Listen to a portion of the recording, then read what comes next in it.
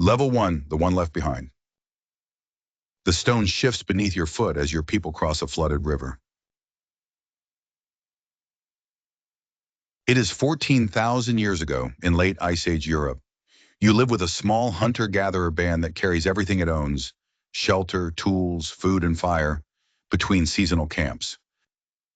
Your leg disappears between two rocks. Pain tears through it as you fall, and by the time you pull yourself free, the crossing is gone. Your mother is on the other side. She shouts, but the water takes her voice. Someone pulls her uphill as the riverbank collapses. Your younger sister reaches toward you from your mother's back. Then both disappear behind the rain. Everyone you know is leaving. Everything that kept you alive is leaving with them. You have a cutting flake, one strip of dried meat, and an injured leg that will barely hold your weight. In your hands is a bundle of bark containing a single glowing coal. Your mother gave it to you before the crossing. Your people carry fire because making another could take longer than the weather or your hunger will allow. As long as the ember lives, you have heat, protection, and a way to cook whatever you find. If it dies, there is nowhere else to get fire. You crawl beneath a leaning pine and scrape together dry needles. Rain runs between the branches, so you hold the bundle against your chest and wait. Your family knows where you fell. They will return when the river drops. That is what you tell yourself through the first night. By morning, the water's even higher. But beyond the ridge, a thin line of smoke rises into the gray sky. It could belong to your family. It could belong to strangers. Either way, it means shelter, food, and a fire you may be allowed to approach. You could follow it now. Your leg may carry you that far. But if your mother returns and finds the riverbank empty, she will not know where you went, so you stay. You eat half the dried meat and save the rest. Rain gives you water, but nothing gives you food. You chew bitter roots and throw stones at anything small enough to kill. Nothing wild waits for an injured person. Throughout the day, you watch both sides of the valley. No one appears across the river. The smoke beyond the ridge grows thinner.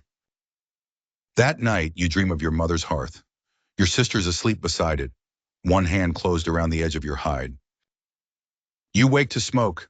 For one relieved moment, you think someone has found you. Then you look down. The smoke is coming from your hands. Water has entered the bark bundle. The ember gives one weak red pulse, darkens, and disappears. You breathe into it until your head spins. You add dry grass. You split the bundle open and search through every blackened fiber. There is no glow left. By the following morning, the distant smoke has nearly disappeared too. You have one piece of meat left. The river has erased the tracks on both banks. Even if your family returns, they may no longer know exactly where you fell. You can remain beside the river and hope someone comes. Or you can follow the last trace of smoke before the rain erases that too. You bind your injured leg with hide and push yourself upright. For the first time, you leave the place where your family knows to search. Then you begin limping toward the smoke. Level 2, the Cold-Hearth Scavenger. The smoke is gone by the time you reach the ridge. Beyond it, the ground slopes into another valley. You search for movement, fresh tracks, anything that might tell you where the people went. Instead, you find a rock shelter. Two hearths sit beneath the overhang. Both are cold. A stripped hide hangs from a branch, and cracked bones lie near a flat stone. People were here recently. They left nothing meant for you. You crawl through the shelter anyway. You search beneath sleeping hides that are no longer there. You scrape grease from a discarded bone with your cutting flake. Near the back wall, you find a strip of dried tendon and chew until your jaw aches. It is more food than the valley has given you in 2 days. That makes this place valuable. You drag branches against the open side and sleep where another person's fire once burned. The stone holds a little warmth from the day, but before morning the cold reaches through the ground. Without fire, the shelter is only a place where the wind enters more slowly. At dawn, you search the old hearths. You crush charcoal between your fingers and uncover ash that is dry beneath the surface. Nothing glows. You try to make fire the way you have seen adults do it. You spin a dry shaft against wood until your palms split. Smoke rises once, thin and promising. You bend close, feeding it fibers and breath. Then the smoke disappears. You try again. By evening, your hands are bleeding and the hearth is still cold. The next days teach you what people leave behind. A broken bone may still contain marrow. An old hide may have a strip too tough for its owner, but strong enough to bind your leg. A stone flake thrown aside because it is too small can still cut roots. Even dung tells you what animals passed and what they were eating. You begin following abandoned places. The old hearths become your map. Each one means that people once found water, shelter, or animals nearby. With no planted fields and no stores waiting through the seasons, those traces are the closest thing you have to a path. You move from the shelter to an old fishing bank, then to a shallow cave marked by soot. You sleep beneath roofs built by strangers and eat what they considered waste. Your leg heals badly. The swelling fades, but the joint remains stiff. When the ground rises, you drag the foot behind you. One morning you find fresh footprints around an empty hearth. They are not your family's. They lead toward the trees, then vanish across hard ground. Beside the hearth lies a cracked antler point. One side has split where the binding failed. You turn it in your hands. The point is better than anything you own, even broken. You wrap it in hide and carry it with you. That afternoon you smell cooked meat. The scent comes from another shelter beyond a line of trees. You see people moving near the fire, adults cutting meat, children carrying fuel, hunters laying weapons against the rock. There are too many to approach safely. So you wait until darkness. When the voice is quiet, you crawl toward a drying rack near the edge of camp. Your bad leg catches on a branch. The sound is small. It is enough. Level 3, the camp edge stranger. The hunter holding you has red hair beneath the soot. He twists your arm until your cutting flake falls. Another person takes the cracked antler point from inside your hide. You try to explain where you found it. No one understands enough of your words. The sounds are close enough to recognize and different enough to fail you. You point toward the valley. You imitate rain, the river, people disappearing across water. The red-haired hunter hears only excuses from someone caught beneath his food rack. He raises the shaft in his hand. An older woman stops him. She crouches beside your injured leg and cuts away the filthy binding. Her fingers press the joint. Pain shoots upward, but you do not pull away. She studies your empty hands, the hollows beneath your ribs, and the broken point you carried instead of throwing away. Then she places a hide bowl of warm water near you. You reach for it. She moves it back and points to the pile of fuel beside the fire. Food has a price here. You spend the night carrying wood. You are not permitted beside the central hearth. A smaller fire burns near the edge of the shelter, where sparks can be watched and strangers can be seen. That is where you sleep. In the morning, the group does not invite you to follow. They begin tying hides and tools into carrying bundles. You understand what that means. When the older woman lifts her load, you take it from her. The red-haired hunter steps between you. You lower your eyes, place the bundle on your own back, and wait. The older woman walks past him. You follow. For days, you live one decision away from being driven off. There is no village beyond this camp where a stranger can ask for help. If these people send you away, the next human fire may be farther than your injured leg can carry you. You gather fuel, carry water, scrape hides, and clean the waste no one else wants to touch. When food is divided, children eat first, then hunters, then the adults whose families claim them. Your portion comes last. Sometimes there is enough. Sometimes the older woman drops something beside you without looking. You learn their words through work, stone, water, meat, wait, stop, mine. The red-haired hunter teaches you the last one most often. Your place is always visible. Your sleeping hide lies beyond the others. Your tools are counted. If food disappears, people look toward you before they look toward the dogs. Then during a night of hard wind, sparks jump from the central hearth into a pile of dry grass. People wake to smoke and shouting. You are closest to the waterskins, but you could also run. In the confusion, no one would catch you before the trees. Instead, you drag the burning grass away from the sleeping hides. Flame climbs your forearm. You beat it out with wet earth while the others smother the remaining sparks. By morning, the shelter still stands. The older woman treats the burn with fat and crushed leaves. The red-haired hunter returns your cutting flake. Level 4, the toolwas. The tool minder. The older woman does not begin by teaching you. She begins by making you watch. She sits near the central fire with a broken spear across her legs. The stone point is still sharp, but the shaft has split beneath the binding. She cuts away the old sinew, warms resin beside the coals, and fits the point again. You reach for the loose fibers. She strikes your hand. Then she makes the motion more slowly.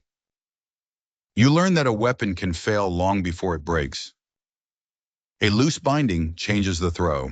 A shaft that looks straight may pull to one side. A point set at the wrong angle enters badly and tears free. Hunters notice the animal. The older woman notices the tool. Soon every damaged object reaches you before it reaches her. You clean blood from points. You dry wet sinew. You scrape shafts smooth and hold pieces in place while resin cools. At first, she checks everything you touch. Then she checks only some things. The red-haired hunter resents this. He leaves his weapons beside the older woman and takes them back from her hands, even when most of the work was yours. One morning, he returns early from a hunt carrying a spear with an empty socket. The point is gone. The binding has pulled loose exactly where you warned him it would. He blames the repair. You point to the cut in the sinew where it rubbed against a rough edge he refused to smooth. He steps toward you.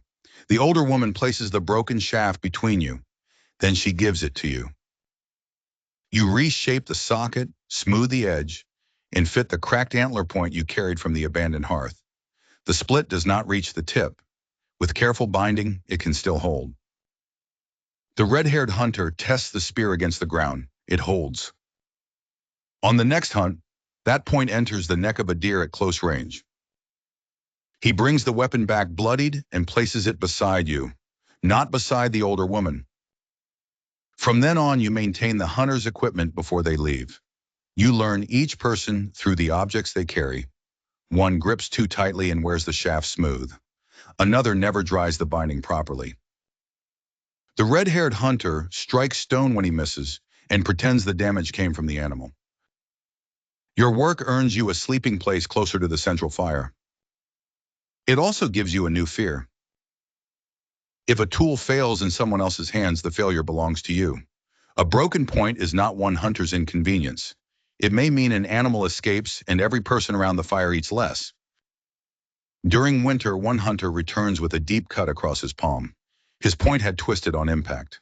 The binding was not yours, but you had inspected the spear that morning. For several days, no one brings you a weapon. You are sent back to fuel and hides.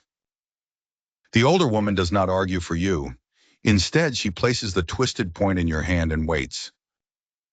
You find a fracture hidden beneath the resin. After that, you begin removing every binding, even when it looks sound. The work takes longer. Hunters complain. But fewer weapons fail. By spring, the older woman gives you a stone tool that has always hung from her belt. You no longer merely carry her tools. You are trusted to use them. Level 5, the Spear Keeper. You travel with the hunters now, but you do not hunt. Your job is to carry spare shafts, replacement points, resin, sinew, and the stone tools needed to repair whatever breaks away from camp.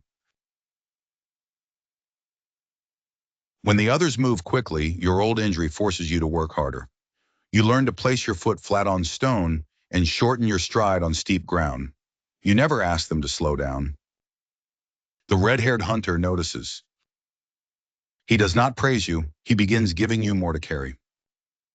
At a kill site, you work while the hunters eat the first pieces of liver. You replace bindings fouled with blood and straighten a shaft warped by damp ground. You know how each weapon was used from the damage left upon it. In your group, no one brings down the largest animals alone. Some hunters drive, some wait at the escape routes, others make the final strike. Your place in that chain is to keep every weapon ready, but you are still forbidden to throw one. Once, while the others follow tracks, a boar bursts from the brush near the place where you wait with the equipment. There is no time to call anyone. You lift the nearest spear.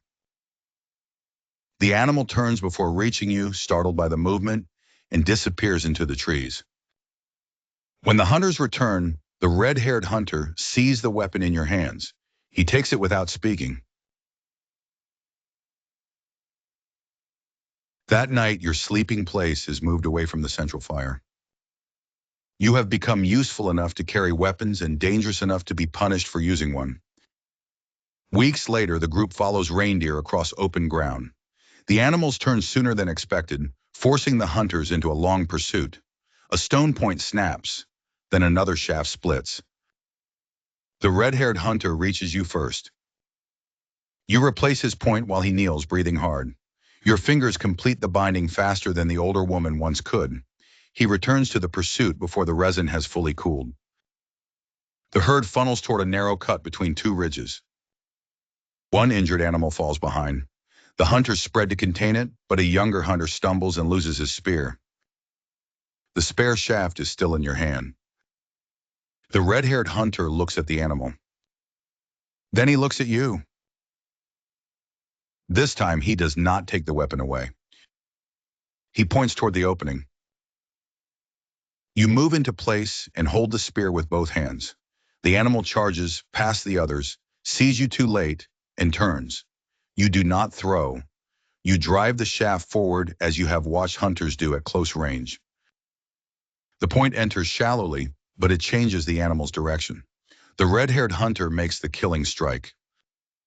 Back at camp, no one calls you a hunter. But you receive meat from the 1st Division. The older woman watches you eat. The tool she gave you hangs from your belt. On the next journey, the red-haired hunter places a spear in your hand. You have spent years repairing weapons for other people. Now you are permitted to carry one. Level 6, the Pathfinder. Hunting changes the way you see the land. A valley is no longer only a place to find water. It is a path animals may follow when wind pushes scent toward them. A stand of trees is cover. A broken branch is a warning. Mud remembers every hoof that crossed it. You travel ahead with the red-haired hunter while the others wait behind. At first, he checks every sign you point out. He presses his own fingers into tracks, studies droppings, and looks for reasons you may be wrong. Then you guide the party around flooded ground and into a narrow pass where deer have been moving. The hunters spread out. Some circle downwind. Others wait behind stone and brush. You remain with the red-haired hunter near the place where the animals are most likely to break through. The herd enters the pass at speed. You hear hooves before you see bodies. The first deer turns away from the waiting spears. The next drives forward. You throw. Your point misses the chest and strikes behind the shoulder. It is not a clean kill, but the weapon holds. Another hunter finishes what you began. That evening, you eat from an animal you helped bring down. No one places your portion at the edge. Your knowledge becomes useful beyond hunting. You remember sheltered places where dry wood gathers. You notice distant smoke before others do. You can tell when an old hearth has been cold for a day and when its owners may still be nearby. After several successful journeys, people stop asking the red-haired hunter whether your route is safe. They ask you directly. Even he begins waiting for you to point first. The attention feels different from suspicion. It also makes you careless. You have spent years proving that your injured leg does not make you lesser. Now taking a slower path feels like admitting that it still does. On the next hunt, you see two ways across a slope. The lower path is firm but slow. The upper path cuts directly toward the herd. Stones have collected beneath the cliff, and the ground looks unstable. You know which path the older woman would choose. You also know which path will make the red-haired hunter stop thinking of you as the injured stranger from the river.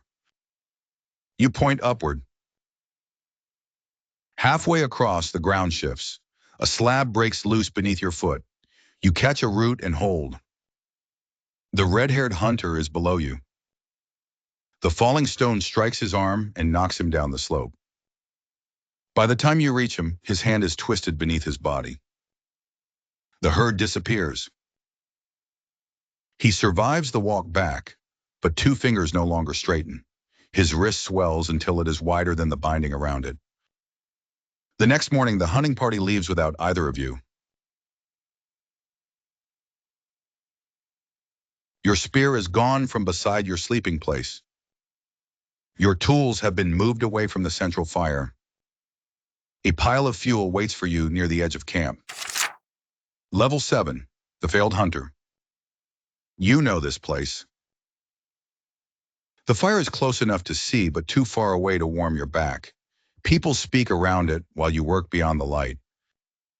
Years ago, you would have been grateful to sit here. Now every step backward is visible. The red-haired hunter's hand heals slowly. He can close it around a thick shaft, but he cannot control the smaller tools he once used easily. He cannot pull sinew tight. He cannot shape a broken point. Even cutting meat causes pain. You are ordered to make a grip he can hold. At first, he refuses to sit near you. You wrap one shaft with hide to make it thicker. He tests it and throws it aside. You change the balance, add another layer, and reshape the place where his fingers close. The second version stays in his hand. He hates needing something made for his weakness. You recognize that hatred because you once carried it in your injured leg. The group does not trust you to choose routes, but the older woman still allows you to repair tools. She does not defend your decision. She does not tell the others the loose slope could have broken beneath anyone. You chose it. So each day, you repair the weapons carried by people who no longer permit you to carry one. When the river fills with fish, your group follows the valley to a place where several camps gather each year. Shelters spread along the bank. Fires burn from morning until long after dark. You see more unfamiliar faces in one place than you knew existed as a child. For most of the year, the camps scattered across these valleys rarely meet. Here for a few days, stone, partners, warnings, and news move between them. People arrive carrying shells from the coast, stone unlike any found nearby, antler points shaped in familiar ways, and marks cut into bone. You remain with the equipment, away from the hunting parties. Then shouting erupts near the edge of the gathering. Several strangers have approached from upriver. Their weapons are visible. The people nearest them raise their own spears. You recognize the pale stone hanging from one stranger's bundle. You found flakes of it during the weeks after the flood. Later, you saw the same material in an abandoned camp far beyond the ridge. You also recognize the binding on one spear, a pattern used by people who once shared meat with your current group during a winter crossing. The faces are unfamiliar. Their path is not. You walk between the two groups before anyone can stop you. You place the repaired antler point on the ground. Then you name the river bends, the old shelter, and the people who travel between them. One stranger answers with the name of someone beside your fire. The raised spears begin to lower. That evening, the newcomers sit close enough to exchange food, stone, and news. The red-haired hunter watches you speak with them. His injured hand rests around the thick grip you made. You did not regain your place by throwing a spear. You found another way through. Level 8, the stranger who meets strangers. After that gathering, you are often the first person sent forward when smoke appears where no smoke should be. Once you reach a camp that looks abandoned. The hearth is warm, but no one answers. A food bundle has been pulled behind a stone, and a child's footprint disappears into the brush. The hunters behind you want to search the trees. You make them wait. You place a piece of pale stone beside the hearth and step back without touching the food. An older stranger eventually appears between the branches. Around his neck hangs a shell from the same coast as one carried by people you met in spring. You name them. He lowers his spear. More people emerge from the trees. They were not preparing an ambush. They were hiding their children from yours. A wrong decision would have turned two frightened groups into enemies. Instead, food passes between the fires that evening. From then on, you approach strangers with your weapon lowered and your hands visible. You look for signs others overlook. Do they protect their food when you come close? Are children hidden behind them? Do their tools resemble those of a known camp? Does someone wear a shell that could only have passed through several valleys to reach this place? You remember names, injuries, partnerships, and old arguments. You learn that people can be connected without traveling together. A point made far away may pass from hand to hand. Someone you meet in spring may carry news of your sister by autumn. For years, you ask every new group about your mother and the child who traveled on her back. Sometimes a person remembers a woman matching your description. Sometimes the trail leads to a camp already abandoned. Eventually, the answers become too old to follow. You stop expecting your family to emerge from every line of strangers, but you never stop looking at the people standing behind them. Your work gives you freedom. You travel between camps carrying stone, antler, hides, and information. The red-haired hunter sometimes comes with you. His hand never recovers its old strength, but the thick-handled spear allows him to hunt again. He trusts your roots now. That trust weighs more than his suspicion ever did. Years pass. The red-haired hunter's beard begins to pale. The older woman now needs your arm on steep ground. You carry her tools when the group moves, just as you once carried fuel to earn your place behind her. Then food becomes scarce. Deer tracks grow harder to find. Fishing produces less than expected. Several injured strangers arrive from the west after losing most of their supplies during a storm. Some people want to feed them. Others see only mouths. The newcomers are permitted to remain for one night, then another. Each morning, portions become smaller. Every missing piece of meat is noticed. Old suspicions return. The red-haired hunter argues that people who cannot travel or hunt will endanger everyone. His damaged hand rests on the spear grip you made for him. The older woman says nothing. She no longer needs to. The group prepares to move toward a valley where food may be better. The weakest newcomers will slow them. The older woman may slow them more. No one formally orders you to abandon anyone. The loads are simply divided among those expected to leave. Nothing is placed beside the strangers. Nothing is placed beside the older woman. You remember standing in an empty shelter while everyone else received a bundle. This time you choose your own load. You lift the older woman's tools. You give fuel to one stranger and a carrying hide to another. The red-haired hunter watches you step away from the group's path. He looks at the hunters he has known most of his life. Then he places his spear across his shoulder and follows you. Level 9, the Keeper of the Outer Fire. You return to the rock shelter where you once lived from cracked bones and cold charcoal. It is smaller than you remember. The hearths are buried beneath years of dirt. Grass covers the place where the strangers caught you stealing food. The stone wall still blocks the worst of the wind. You clear one of the old fire pits. The older woman sits nearby, sorting the tools she has carried across most of her life. Her hands tremble now, but she still notices when you twist a binding the wrong way. The red-haired hunter searches the valley with two younger adults. The injured strangers collect roots, fish, and fuel. Those who cannot travel far work close to the shelter. Those who cannot hunt repair hides, watch children, prepare food, and keep sparks from landing in dry grass. The first weeks are lean. No one receives a full portion. During the first cold rain, water reaches the fuel before anyone notices. The camp has enough dry wood for one fire, but sleeping places have formed at both ends of the shelter. Years ago, the strongest people would have kept the heat near themselves. You move every sleeping hide toward one hearth. Hunters, children, strangers, and injured people spend the night pressed together around the same flame. By morning, the fire is still alive. You know the nearby water. You remember where the valley narrows and which slopes become dangerous after rain. The abandoned places that once kept you alive now help you choose where the new camp should move and when it should remain. Other people begin using the shelter. Some stay for a night before continuing. Some bring stone and leave with repaired points. A few never leave. Your camp survives by finding work for every set of hands. The injured repair hides. Those who cannot travel far watch children and protect the fire. Travelers carry news onward. People who arrived with little now help keep everyone alive. There is no moment when the camp becomes your home. It happens through repetition. A hide is stretched in the same place twice. A child learns where dry wood collects. Someone places a tool beside the hearth, expecting to find it there tomorrow. Paths appear between sleeping places. Years ago, you believed a home was the place where your family would return for you. Now it is the place where people expect you to return.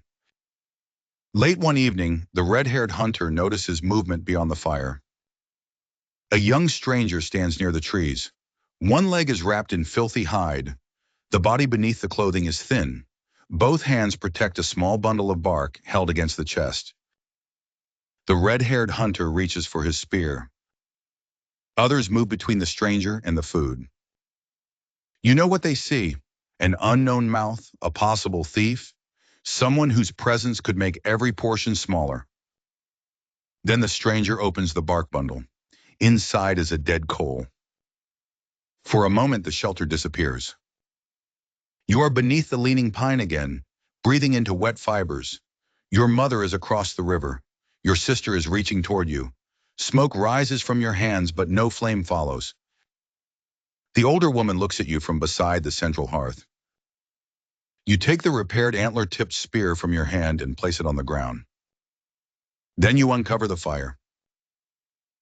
Beneath the ash, the embers glow red.